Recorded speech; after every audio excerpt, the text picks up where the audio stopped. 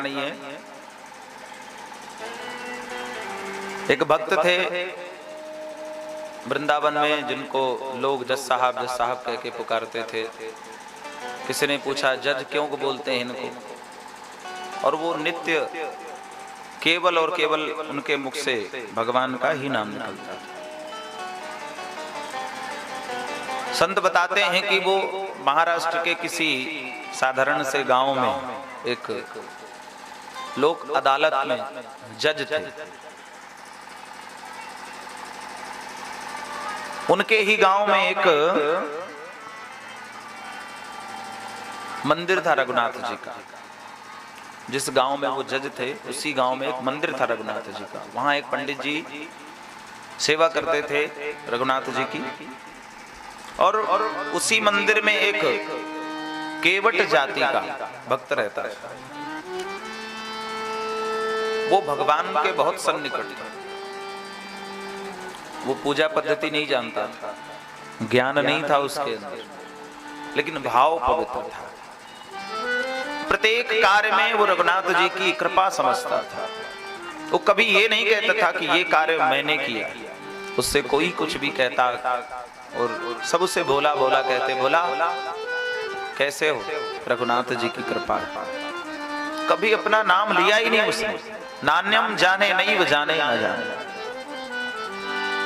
केवल और केवल रघुनाथ जी। बात बात में सिर्फ यही कहता था रघुनाथ जी जाने, मैं नहीं जानता कुछ।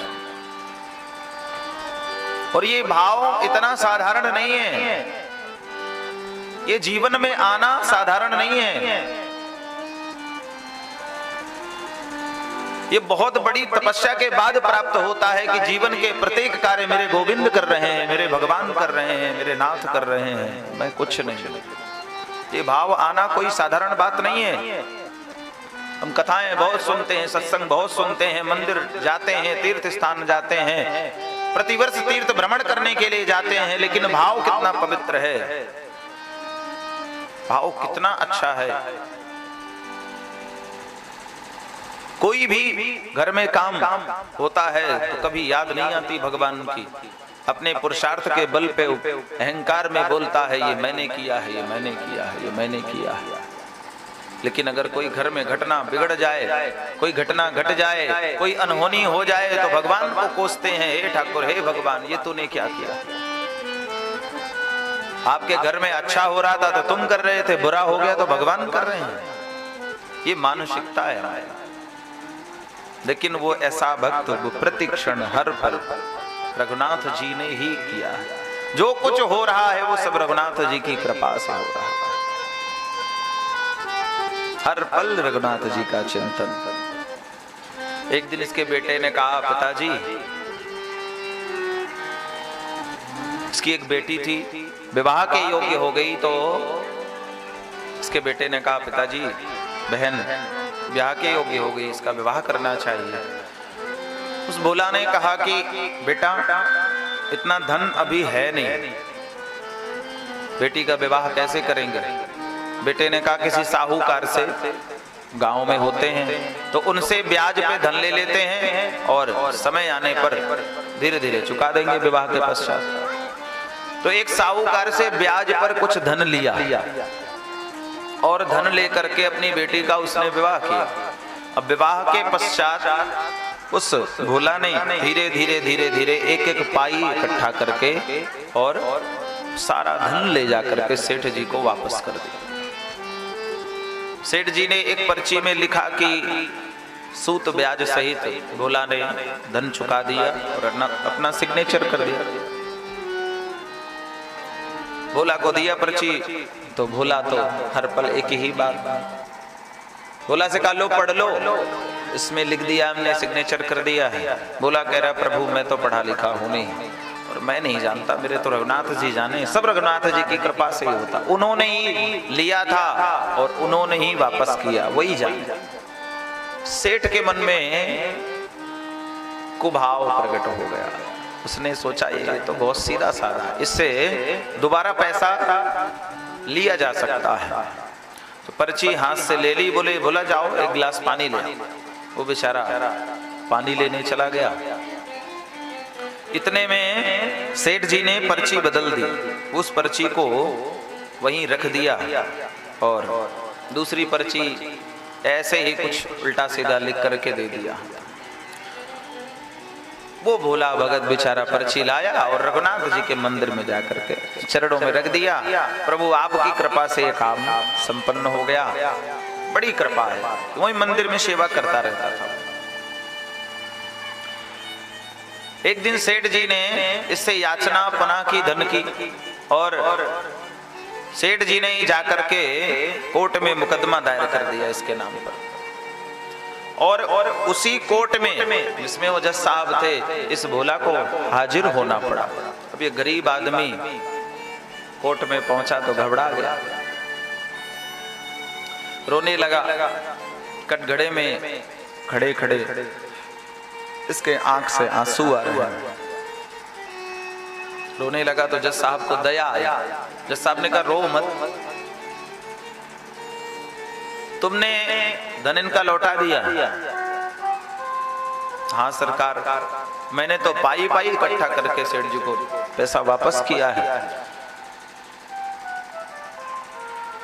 जज साहब ने कहा, आपने पैसा वापस किया, ठीक है, ये बताओ जब तुमने धन वापस किया उस समय तुम्हारे और सेठ जी के बीच और कोई था? इस बात का कुछ सबूत है तुम्हारे पास? का पर्ची दी थी सरकार, इन्होंने पर्ची लाकर दे दिया। पर्ची में तो कुछ भी नहीं लिखा था। बोले इसमें तो कुछ नहीं लिखा। रोने लगा। जज साहब ने कहा, रो मत, बताओ जब तुमने धन दिया उस समय तुम्हारे और सेठ जी के बीच कौन था? कोई था जो हर पल राम जी को याद करता हो, किसी और का नाम ले ही नहीं सकता? उसने कहा, सच कहता हूं सरकार, जिस समय मैंने सेठ जी को धन वापस किया उस समय मेरे सेठ जी के बीच सिवा रघुनाथ जी के और कोई नहीं था। जज साहब नहीं समझ पाए, अपने खर्चे से एक सम्मन जारी किया रघुनाथ जी के नाम का, अगली तारीख को रघुनाथ जी को गवाही के लिए हाजिर करो। सम्मन लेकर के डाकिया घूमता रहा, लेकिन संयोग ऐसा पूरे गांव में रघुनाथ नाम का कोई व्यक्ति भी नहीं मिला। ढूंढता रहा बेचारा। किसी ने कहा, रघुनाथ तो नहीं, रघुनाथ जी का मंदिर है, वहां चले जाओ। वहां गया डाकिया, पंडित जी को वो सम्मन हाथ में दिया। पंडित जी ने विचार किया, जब तुमने यहाँ तक मंगा ही लिया है तो मैं वापस क्यों करूं। सिग्नेचर पंडित जी ने कर दिया और वो सम्मन ले जा करके भगवान के चरणों में रख दिया और भगवान से कहने लगे, पंडित जी, प्रभु आपके लिए आपके भक्त अनेक प्रकार के आभूषण, स्वर्ण के मुकुट, बाजूबंद, गले का हार, आपके लिए अनेक प्रकार के 56 भोग बहुत भक्तों ने लगाए होंगे, पर प्रभु ये सम्मान तो आपके जीवन में पहली बार आया और इस भोला भगत का आपके सिवा कोई और नहीं है। उसने आपके ही चरणों में अपने जीवन को न्यौछावर कर दिया, इसलिए उसके जीवन के आए संकट को आपके सिवा कोई हरण नहीं कर सकता है। सच बात है बंधुओं, इस दुनिया के सामने रोओगे तो दुनिया तो आनंद लेने वाली है। जीवन में संकट आए तो एक बार अपने हृदय को ले जा करके ठाकुर जी के सामने खोल करके हृदय को रख देना, उस संकट को टालने में देरी नहीं लगाएगा। लेकिन आप समाज में जाकर के संसार में रोओगे तो संसार तो हाथ में नमक लिए घूम रहा है, तुम जख्म दिखाओगे और लोग नमक छिड़केंगे और कुछ नहीं। उस जख्म को भरता कोई नहीं है, जख्म को कुरेदते हैं लोग। इसलिए समाज में मत रो, संसार में मत रो। रोना भी पड़े अगर जीवन में कोई परिस्थिति बिगड़े तो भगवान के सामने जाकर के रोना, संसार में रोने नहीं देगा तुमको।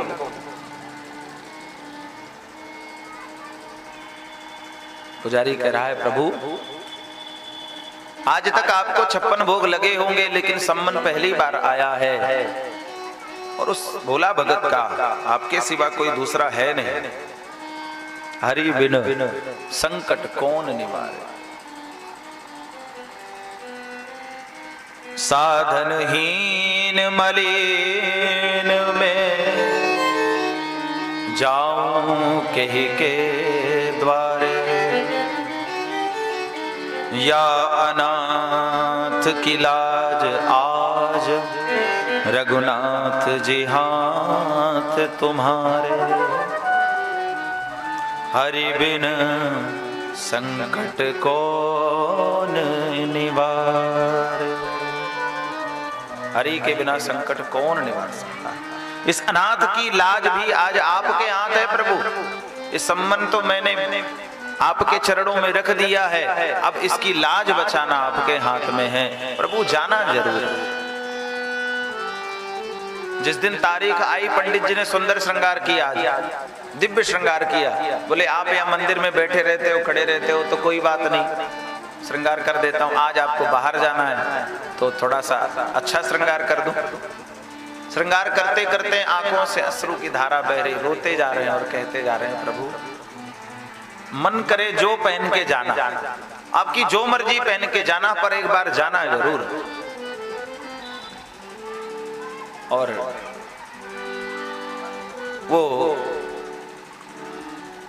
भोला केवट पहुंचा जज साहब के सामने और सज गया दरबार। जज साहब ने कहा कि आप बुलाओ उस गवाह को, याद करो।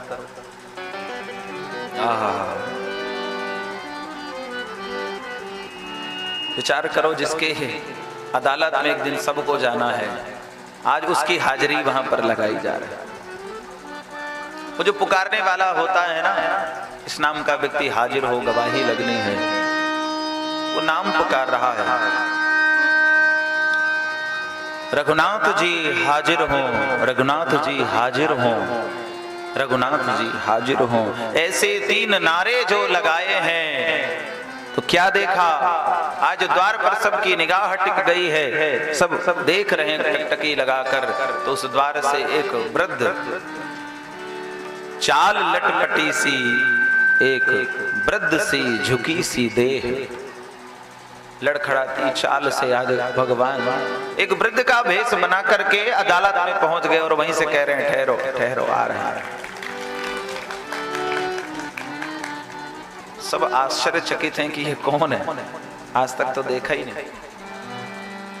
रघुनाथ जी हाजिर हैं, रघुनाथ जी हाजिर है। ऐसे 3 नारे जो लगाए हैं, चाल लटपटी सी, एक वृद्ध सी झुकी सी देह, दुपटी फटी सी, शीश धर धाये हैं, हाथ में है छड़ी, पड़ी ही तुलसी की माला, हृदय में तुलसी की माला है, हाथ में छड़ी है और ऐसे लड़खड़ाते हुए चल रहे हैं।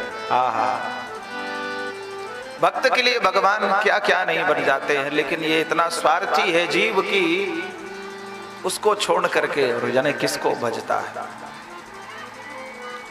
माथे पर रोली अरु चंदन चढ़ाए हैं और दशा देखो आज उस गोविंद के, उस परम पिता परमेश्वर की, जिसके सामने पूरी दुनिया हाथ जोड़कर खड़ी होती है, जिसके सामने बड़े बड़े ऋषि मुनि अमलात्मा विमलात्मा सिद्ध संत हाथ जोड़े खड़े रहते हैं, लाखों लाखों वर्ष तपस्या करते हैं। आज वही सरकार, वही रघुनाथ सरकार साहब के सामने विनीत आज चपरासी संग रघुनाथ जी गवाह बन आए हैं, गवाह बन करके वहां प्रकट हो।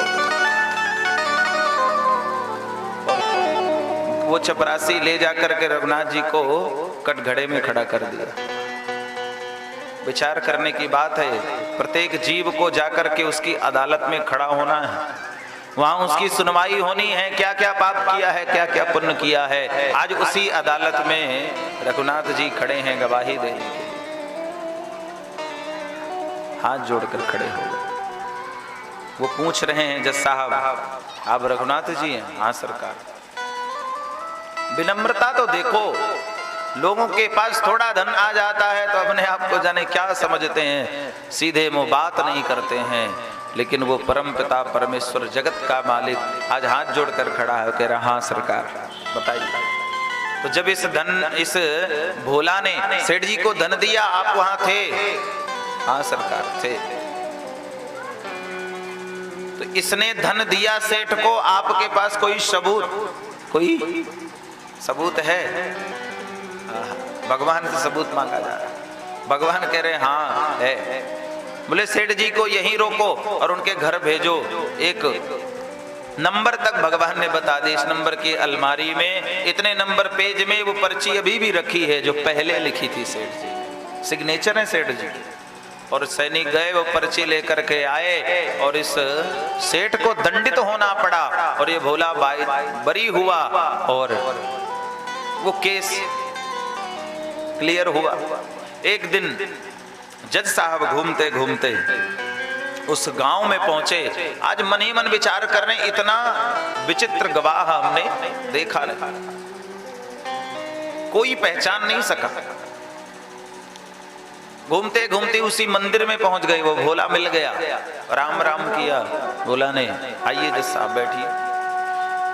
जज साहब ने पूछा, भोला एक बात बताओ, जो तुम्हारे लिए गवाही देने आया था वो कहाँ रहते हैं? बोला कहा प्रभु वो तो कहाँ नहीं रहते, वो सब जगह रहते हैं। समझे नहीं?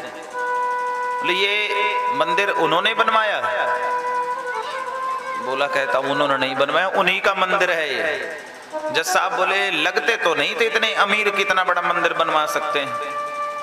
बोला कह रहा महाराज आप पढ़े लिखे को भक्ति की बात समझाना बड़ा मुश्किल होता है, पढ़े लिखे लोगों को कम समझ में आता है। बोले ये वही थे जो मंदिर में बैठे हैं, यही गए थे गवाही देने। और जैसे ही ये शब्द सुना, आहा, जज साहब तो व्याकुल हो गए, ये क्या हो गया? रोने लगे, आंखों में अश्रु आ गए और वहीं बैठ करके रोने लगे और विचार करते हैं एक दिन मुझे भी उनकी अदालत में जाकर के खड़ा होना है, अपने कर्मों का मुझे हिसाब देना है। और वो मेरी अदालत में आए और खड़े खड़े मुझे समझाते रहे और मैं कैसा अभागी हूं कि कुर्सी में बैठा जज बन करके बैठा रहा। रोने लगे पंडित। केवट कह रहा है, भोला कह रहा है क्यों रोते हो, क्या तुमको कष्ट है? जज साहब कहते हैं शिव नारद सारद शेष गणेश के नहीं ध्यान में आते रहे। शिव नारद सारद शेष गणेश के नहीं ध्यान में आते रहे। सोई आज विनीत अदालत में केवटा के गवाह कहते रहे। सोई आज विनीत। शिव नारद सारद शेष गणेश, जो जिसको निरंतर अपने अंतःकरण में जिसका ध्यान करते हैं, उनके ध्यान में भी जो एक पल के लिए भी नहीं आता है, वो परम पिता परमेश्वर आज अदालत में इस केवट का गवाह बनकर आए। और मैं कैसा पापी, मैं कैसा अधर्मी जज बनकर कुर्सी पर बैठा रहा। मेरे भाग्य को मैं क्या बोलूं, कितना बड़ा दुर्भाग्य है मेरा। तो भोला कहता इसमें रोने की क्या बात है, आपको तो दर्शन हो गया ना, दर्शन तो हो गया भगवान का, तो आपको प्रसन्न होना चाहिए, तो रो क्यों रहे हो? पूरे दुख इस बात का नहीं है कि वो आए और चले गए दर्शन दे करके, दुख तो इस बात का है सुख धोखे हो दर्शन दिए को भयो, दुख नाही जो तज के जाते रहे। दुख इस बात का नहीं है कि धोखे से दर्शन हो गया, और दुख इस बात का भी नहीं कि चले गए। दुख किस बात का है? दुख इस बात का है, साहब कह रहे हैं कुर्सी पे बना जज बैठा रहा, कुर्सी पे बना जज बैठा रहा, रघुनाथ खड़े समझाते रहे, कुर्सी पे बना, कुर्सी पे जज बनकर बैठा रहा और मेरे सामने कटघरे में रघुनाथ जी मुझे समझाते रहे। दुर्भाग्य इस बात का है, दुख इस बात का है कि मैं जज बनकर कुर्सी में बैठा रहा, उसी समय त्याग पत्र दे दिया। जज की कुर्सी को त्याग करके वृंदावन चले आए और भगवान के भजन में लीन हो गए। और कभी भगवान के मंदिर में जाकर के अपने मुख को दर्शन नहीं कराते, भगवान अंदर नहीं जाते मंदिर के। कोई पूछता अंदर क्यों नहीं जाते हो, दर्शन क्यों नहीं करते हो, तो वो बड़े प्यार से कहते हैं मैं उनको मुख दिखाने लायक नहीं हूं, कौन सा मुख लेकर के जाऊंगा। ऐसा पवित्र भाव हो जिसका भगवान कृपा नहीं करेगा, आना ही पड़ेगा। तो भक्त कहता है यदि नाथ का नाम दया निधि है तो दया भी करेंगे कभी ना कभी। यदि नाथ का नाम दया निधि है तो दया भी करेंगे कभी ना कभी।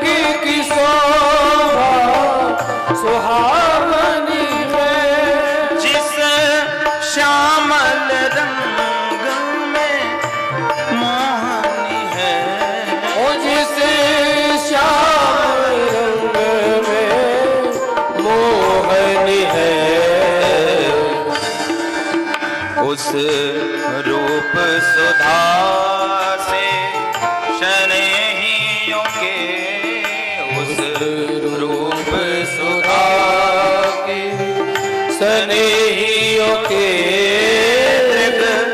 प्याले भरेंगे कभी ना कभी।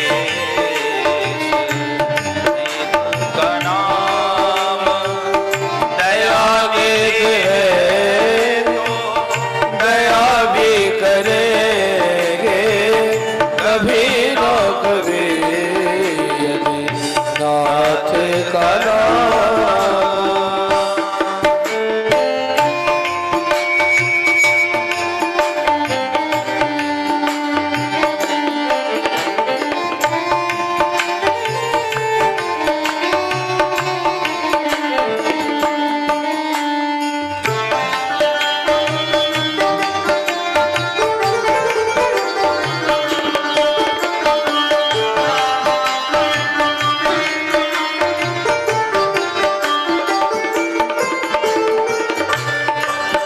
जहाँ गीत निषाद का आदर है, जहाँ गीत निषाद का आदर है, जहाँ गीत निषाद का आदर है, जहाँ गीत निषाद का आदर है, जहाँ ब्याज अजामिल का गर है, ओ जहाँ गाद अजामिल का घर है, भेष बना कर उसी घर में वही भेष बना